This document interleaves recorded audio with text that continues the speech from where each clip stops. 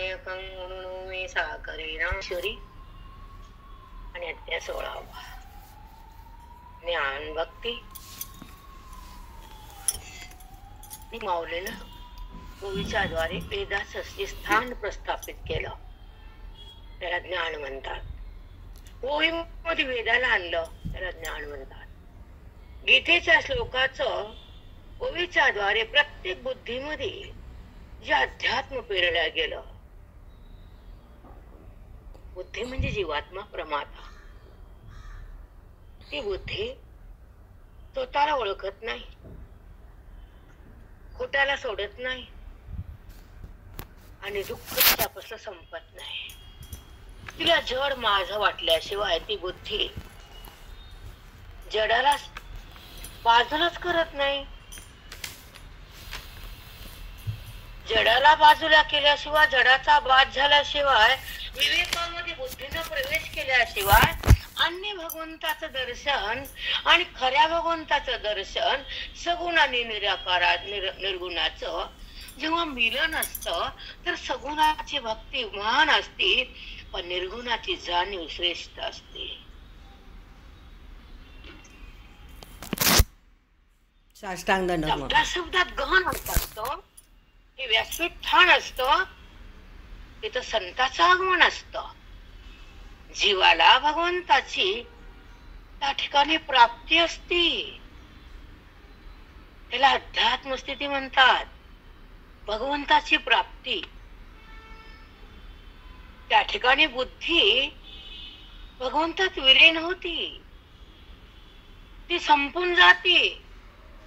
अविद्या भस्म होती, देहस्थिती संपून जाते. त्या ठिकाणी आत्मस्थिती तयार होती. ते हृदय ब्रह्मविद्याचं असतं, तिथे पांडुरंग प्रगट असतो आणि काना काना कानाचे सतत प्रतीती असते. म्हणून ज्ञान भक्तीची जोड लावावी लागते. कर्म शुद्ध करावं लागतं, त्याला निष्कर्म म्हणावं लागतं. कर्माचा संबंध तोडण्यासाठी साधूला शरण जावं लागतं आणि स्वतःला ओळखण्यासाठी वेदाकडे यावं लागतं. देहभावाला टाकण्यासाठी आत्मभावात जावं लागतं आणि अध्यात्माला हृदयात ठेवण्यासाठी साधूला माझं म्हणावं लागतं. वेदांताचं ज्ञान महान आहे आणि मन आपलं घाण आहे, ते देहाला माझं म्हणतंय. मरणाऱ्या पदार्थाला प्रेम करते आणि दिसणाऱ्या जगताच्या भ्रमामध्ये वाहून जाते, ते मन भ्रमात राहते. देवात नाही ते मन, नाही, केवळ भ्रमात म्हणजे अविद्येत म्हणजे देहात. म्हणजे मग ज्ञान होत तर अज्ञान समूळ नाश पावत, त्याला अध्यात्म म्हणतात. अध्यात्मशास्त्राची शक्ती महान आहे, कारण तिथं भगवंताची जाण आहे, जगताची जाणीव नाहीये. आणि जगताच्या पोटातच हा देह आहे, देव सगळं त्याच्यातच आहे. म्हणून जगताचा वाद म्हणजेच भगवंताची शक्ती आहे. प्रतीती, ओळख, एकता, अभिन्नता, अभेदता ही वेदांताची चिन्ह आहेत. एक एक एक एक एक एक. एकता म्हणजे काय, अनेकता म्हणजे काय? एकातून अनेक जेव्हा उगम पावतात तर एक ओळखल्यानंतर अनेक आपल्याला अनेकातून बाहेर येता येत, तर त्याचे नाव अभिन्न भाव. का वाटत मी तर परमात्मा आहे, तर मी कर्मामध्ये का जाते? कर्म करून निरामय राहायचं, भक्ती जाऊन स्वच्छ व्हायचं, ज्ञानाला आलिंगन देऊन ब्रह्म व्हायचं नाही. तर इथे परमार्थाचा शेवट टोक आहे. इथे सगळं शास्त्राचं अभिवाचन आहे. सगळे पुराण इथं थांबतात, इथं वेद बोलतो, इथं गीता हलते, इथं ओवी बुद्धीला स्पर्श करते. तेव्हा मन राम होत. मनाला राम होणं म्हणजे ज्ञान, मनानं रामाकडे जाणं म्हणजे भक्ती, आणि रामाला विसरणं म्हणजे सक्ती. भक्ती मुक्ती हे सगळं कळायला पाहिजे हो. एकातच घुरपटायचं आणि एकातच घुरपटायचं. जग पुढत हे जग देखविना डोळा म्हणून कळवळा हे तसे साधू संताला. तसं माईला लेकराचा कळवळा मरेपर्यंत असतो, पण लेकराचा कमी कमी होत असतो, म्हणून तर त्याला लेकरू म्हणले कोकरू.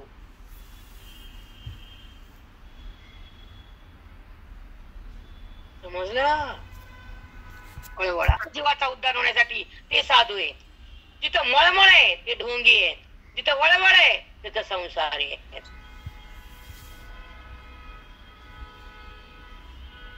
कळायला कळकळ मळमळ वळवळ. जी बाई वळवळ असते तिला ज्ञान लवकर होत नाही. टप्पळ चंचल रजोगुण सत्वगुण नाही तिला, म्हणून चंचलता कमी करा, बुद्धी स्थिर करा, अध्यात्म आत भरा आणि मी कोण कळत तो भक्त करा. आदाच आंधळे परमार्थ लाखो खरंय. मौनीनं म्हणले अधोत कुसरी विरळा जाणे. अरे पट म्हणते काय कळते त्यांना कळायला पाहिजे की अद्वैत कुसरी म्हणजे काय. कुसरी म्हणजे सुंदर बारीक तेज नजर. कुसर करतो ना आपण, कला कुसर, सोन्याच्या दागिन्याची कुसर, मंदिराची कला कुसर. आम्ही सुंदर सुंदर मंदिर बघतोय, नजर थांबत नाही. आमचा रस्ता वेगळाच आहे. आज आम्ही आलो ज्या ठिकाणी भीमाचा गर्भहरण केला, बजरंग बली प्रकट झाले स्वयंभू, त्या मंदिरात आम्ही आलो. पुरातन मंदिर आहे, भयानक मोठं मंदिर आहे, स्वयंभू मंदिर, जिथे भगवंत हनुमंत प्रगट पाहिलं होतं. दसराती पुढलाचे सुख उन्नती आनित आनित स्वार्थी प्रवेशी.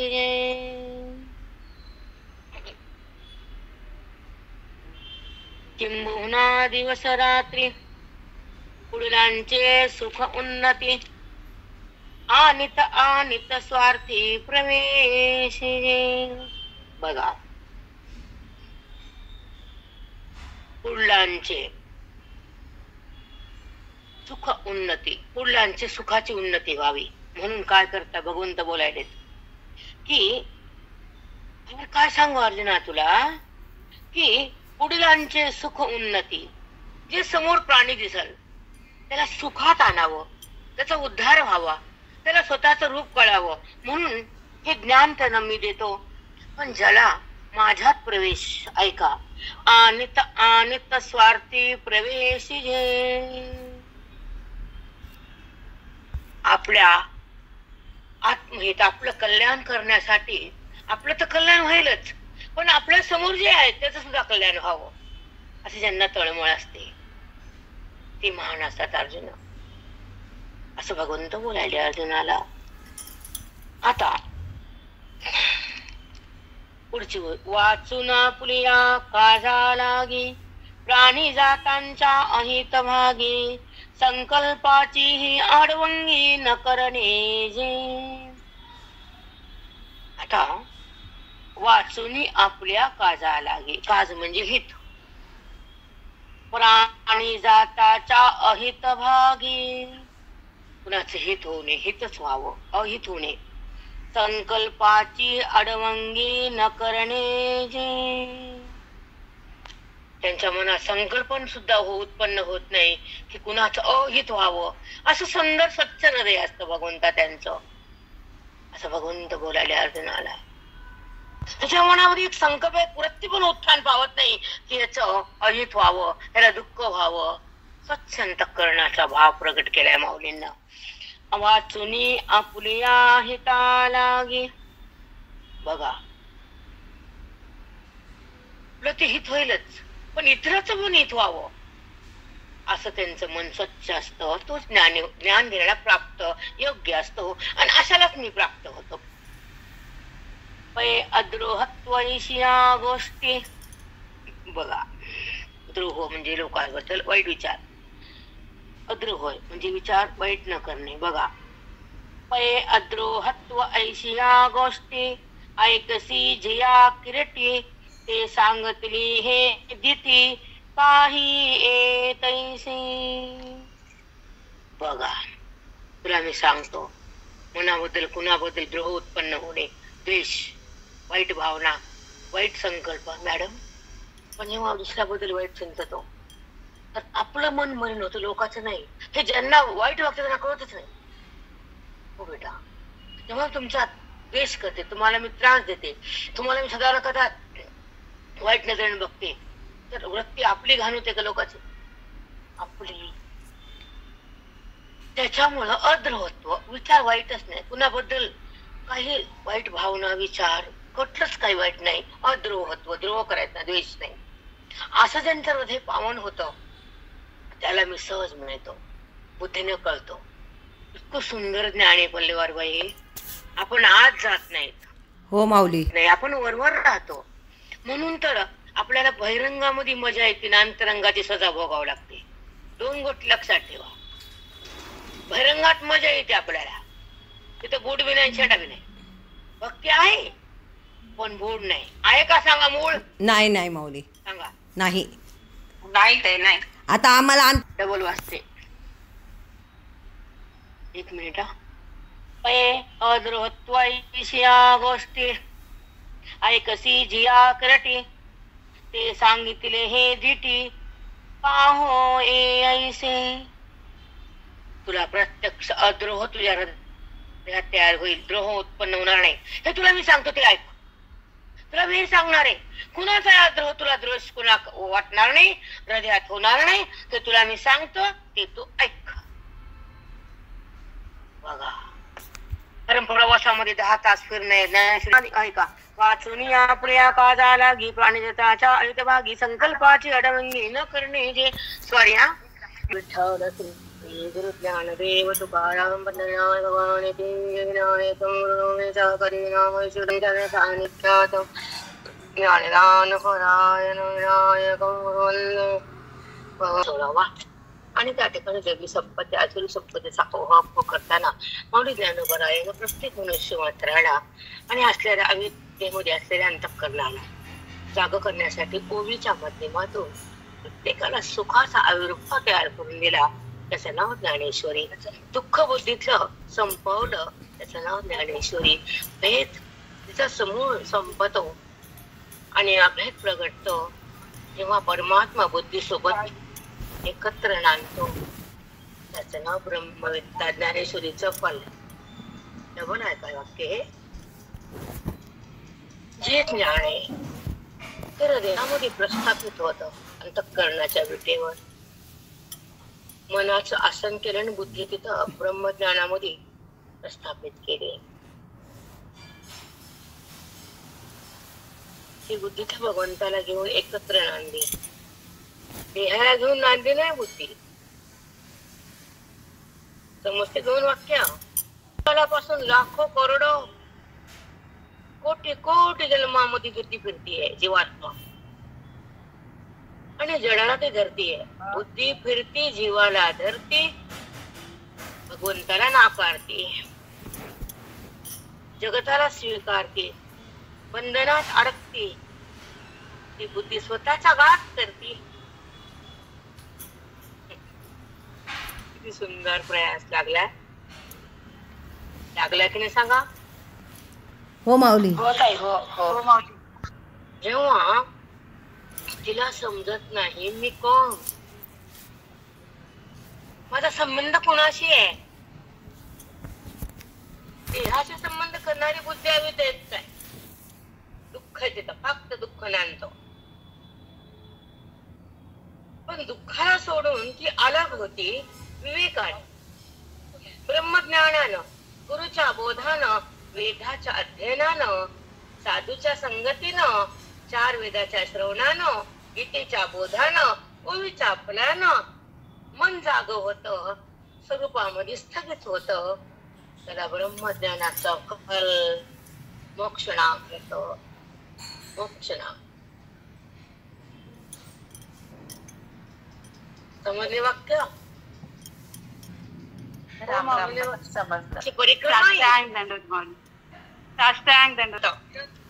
अज्ञान भस्म होतो, विज्ञान बाजूला जातो, ज्ञान हातात येतो, बुद्धीला ब्रह्मत्व प्राप्त होत. ही आमची गंगेची ज्ञानगंगेची परिक्रमा नर्मदा मातेला स्मरून करते. होत आणि शेवट होत ही मधली परिक्रमाच आहे ना तुमची. हो माऊली. आणि शेवटी तुमचा घात होतो. तुम्ही आज्ञाला सोबत पुढे जातात घेऊन आणि सत्संग नाही, श्रवण नाही, भक्ती नाही, अभेद नाही, प्रेम नाही, नाम नाही, ध्यान नाही, बोध नाही, वेद नाही, गीता नाही, बुद्धीत काहीच नाही. वाचन म्हणजे कर्म आहे आणि कळणं म्हणजे स्वधर्म आहे. त्याची अनुभूती घेणं म्हणजे वेदाचं वर्म आहे. असं ज्ञान कुछ और बात आहे. त्या ज्ञानापर्यंत येण्याला कर्माच्या, भक्तीच्या, उपासनेच्या पायऱ्या ओलांडून ज्ञानमय बुद्धी होती, ते शिवलिंगाला अर्पण होती. तेव्हा शिवोहम ही अवस्था सुरुवात होती. शिवोहम नो देवोहम. शिव हम तो हम अनिच्छा करते बुद्धी.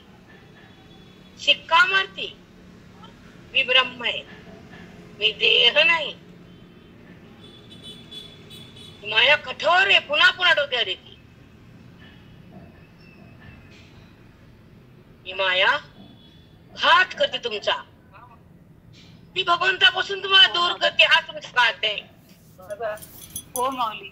त्या मायेचा समूळ ज्ञानात म्हणजे ब्रह्मज्ञानात सखोल अभ्यास. जेव्हा अंतःकरण अभ्यासात लीन असत, बुद्धी क्षीण होती. अभ्यास हे इंद्रियाकडे कशाला जातात, देहाकडे कशाला जातात, अभिमान का घेतात, दुःख का भोगतात, मी तू का करतात, मृत्यूवर का येतात, कर्माला का पाहतात आणि जगतामध्ये का फिरतात.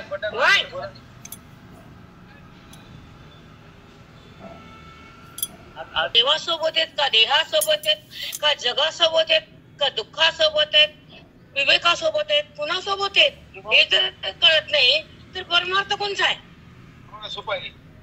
कुठला परमार्थ काहीच कळत नाही ना. गोंधळ गोंधळ.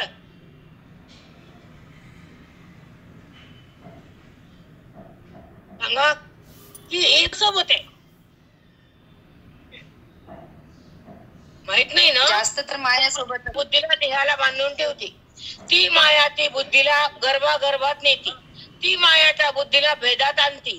ती माया त्या बुद्धीला दुःख सुख देती. ती माया त्या बुद्धीला ऐका ईश्वराची ओळख होऊ देत नाही. तिचंच नाव माया. तिचं काम असते. एखादी मैत्रीण खराब असते, लोकांच्या घराला बर्बाद करते. एखाद्याचे जीवन बेकार करते. तीच माया आहे. कारण चांगलं बघवत नाही ना. हो माऊली.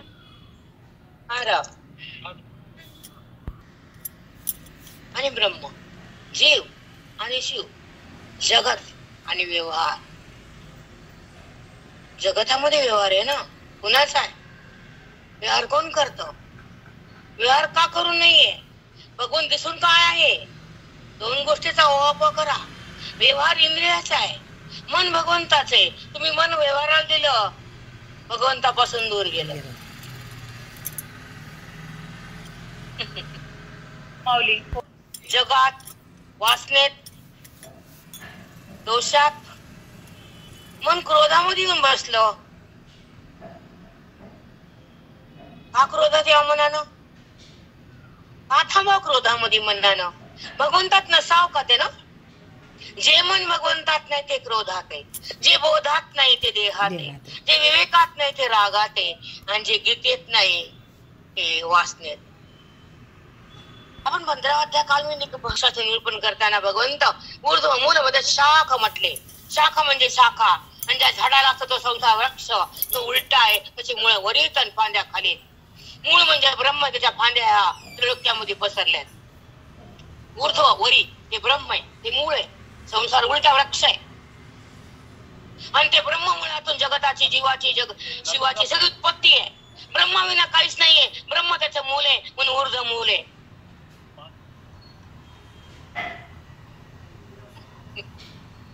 गीता म्हणली काय कळते ग माय? शब्द कळण, ऊर्ध्व बी कळना. एक शब्द कळून घे की एका एकादशीला. तुम्हाला पारायण आवडत नाही, कोण सांगितलं? आवडत नाही कसं? पारायण कसं करायचं ते. एक म्हणजे परमात्मा आणि एक म्हणजे जगत. त्याचा व्यवहार म्हणजे भेद. जिथून सुरुवात होते ती माया, त्याचा नाश म्हणजे ब्रह्मविद्या. ऐका, बोध पुत्र झाला जेव्हा, ममता म्हातारी मेली तेव्हा. हा पुत्र व्हावा कोणचा? बोधपुत्र. बोधपुत्र. हो माऊली. हे सगळ्याला होत नसतो. सगळ्याला होतो का बोधपुत्र? तुम्हाला मोक्षाला नेतो. आणि हा पुत्र आणि देतो माऊली. रोज बिनसेव टीव्ही. आता ज्यांची मुलं लांब आहेत त्यांना नाही अग्नी, ते स्वतःच अग्नी, ती अग्नी स्वतःच. त्या बायका म्हणतात की आम्हाला कुठं अग्नी पोराचा, त्यांची पोरं काय. राम राम आई. वरती ब्रह्मविद्येचा पावर वाढली, माया शांत होत. पहिल्यांदा वळवळ करत नाही, कारण तिला माहिती आहे त्याची शक्ती. ती काय होती तुम्हाला सांगते मी. झाडाला पाणी दिले की झाड कसं सुकून जात, तशी ती सुकती. तिची पावर कमी होती. आणि जेव्हा तिचा नाश बाद महत्वाचा आहे. वेदामध्ये बाद आहे आणि परमात्मा बाधित आहे. दोन गोष्टी लक्षात ठेवा तुमच्या. बाद आणि अबाधित. जिथं जगताचा बाद होतो त्याला मिथ्या म्हणतात. जगत तुम्ही सत्य धरलं होतं, खरं सत्य म्हणजे खरं. त्याचा तिन्ही काली नाश होत नाही, ते सत्य. सत्य परमात्म्याचं खरं स्वरूप. जे कोण लिखाण करतं त्याने लिहून ठेवा, डबल घेते. आणि मग मिथ्यात्व प्रगट केलं वेदानं, ते मिथ्यात्व बांधले की नाही वृत्तीवर.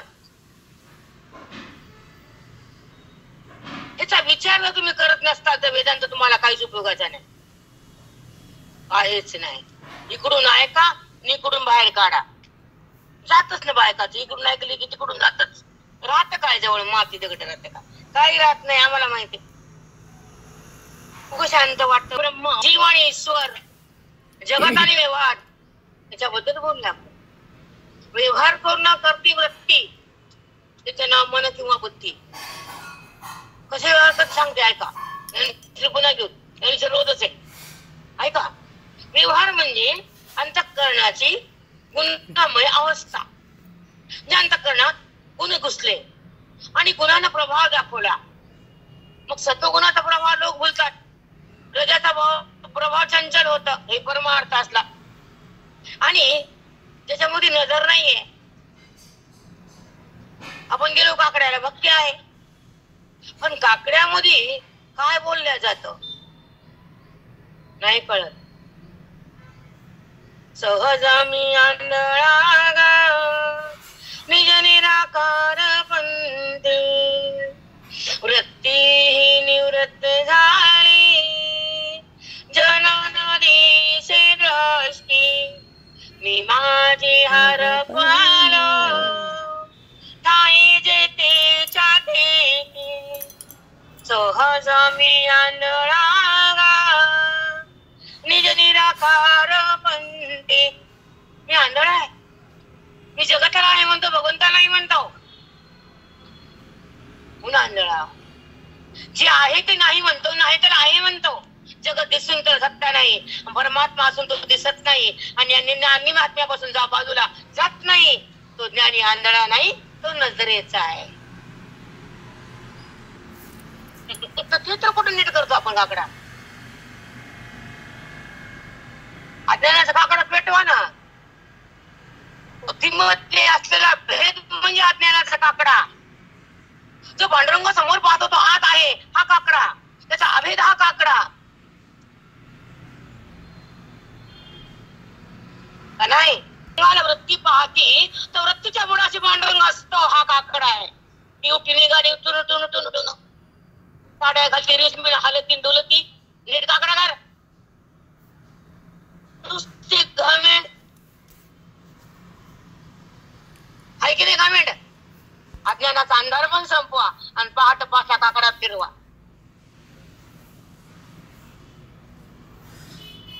आये समझ में नाही. योगिया दुर्लभ तुम्ही देखील साजनी. पाहता पाहता मन न पुरेची धनी. देखिला देखिला मायम्या देवाचा देव. मायम्या देवाचा देव. पेटला संदेह निमाले तुझे पण. पेटला संदेह निमाले तुझे पण. अनंत वेशे अनंत रूपे देखील व्याताशी. मायम्या देखील त्याशी. बापर कुमारी वरिकुन बांधली जैसी. देखिला देखिला मायम्या देवाचा देव. देवाचा देव. पेटला संदेह निमाले तुझे पण. तुझे पण. योगी आदुर्लभ तुम्या देखिला साजणी. देखिला साजणी. पाहता पाहता मन न पुरेची धनी. अनंत देशे अनंत रूपे देखिले त्यासे. बाबर कुमारे शिकून बांधली कैसे. अनंत रूप बघते. अनंत वेश घातले.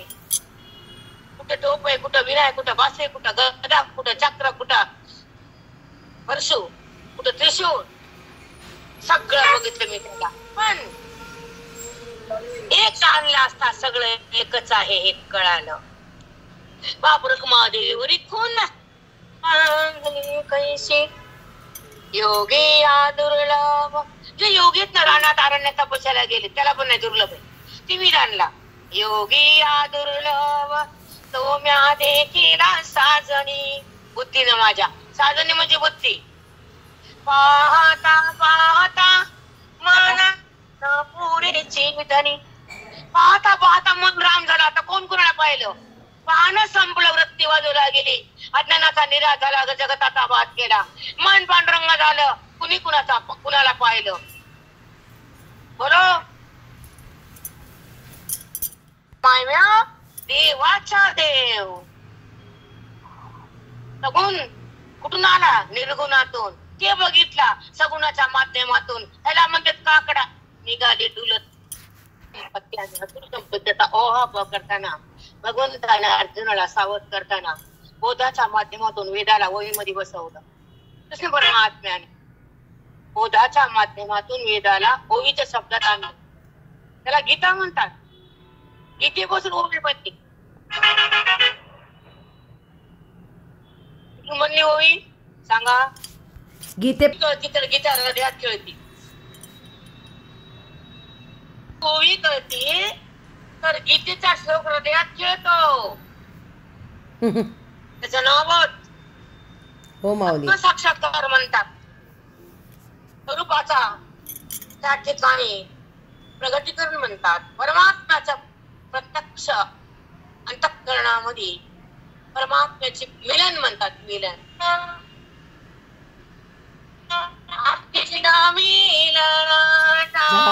दर्शन आतील मिलन झाले दर्शन. हरी दिसे नैना. सखे हरी दिसे नैना. सखे ग वृंदावनी जाऊया. सखे ग मुरलीधरा पाहूया. सखे ग वृंदावनी जाऊया. वृंदावनामध्ये कृष्ण कान आहे ना. सरदुरी वृंदावनी आत्मरूपी कान आहे. त्या बुद्धीला हात द्यायचं. तुला म्हणत सखी. ती ज्ञानाला हात जाते. कर्माना नाही. कर्मानं शुद्ध होत. बोधमय वृत्ती भगवंताला बिलपून राहते आणि अज्ञानमय वृत्ती देहाला चिटकून राहते. म्हणाले दोन वृत्त्या. भगवंत जो व्यापक आहे जो एक आहे, जो आनंद आहे, जो परमानंद आहे, जो आपल्या सोबत आहे, त्याचा संबंध आहे, त्याचं ज्ञान नाही आणि त्याला भिन्न केल्या तो तुम्हाला मिळत नाही. यम ऐक्य होत तेव्हा तो मी आहे असा अनुभव येतो आणि वृत्ती बाधित होती. देहाचा भाव संपतो, ब्रह्मभाव जागृत होतो आणि आत्म्याचा प्रत्यय येतो, जगताचा प्रत्यय जातो, वृत्तीचा भेद संपतो, अभेदात्मक वृत्ती हृदयात नांदती आणि बुद्धी ब्रह्म बनती. त्याला म्हणतात मोक्ष स्थिती. कोण त्याला प्राप्त होते? एक ते म्हणजे देहापासून देहाला दोन गोष्टी ते मन कर्मात अडकतं. तुमच्या ते मन फिरतं, तुम्हाला फिरणं आवडत कारण तेवढी अवस्था नाही. कोण एक सांगते, आपण भाजीला गेलो, तुमची उदाहरण द्यायली मॅडम, भाजीला गेलो, मोठा स्टॉल आहे, तिथे हापूस आंबे, ओके, रत्नागिरी हापूस. मग भाजीचे पैसे किती? 50 रुपये. संपत. हापूस आंबा किती? 1000 रुपये. 100 रुपये भाजी आहे. 1000 रुपये हापूस आणला, तो सांगा हापूस चांगला का भाजी चांगली?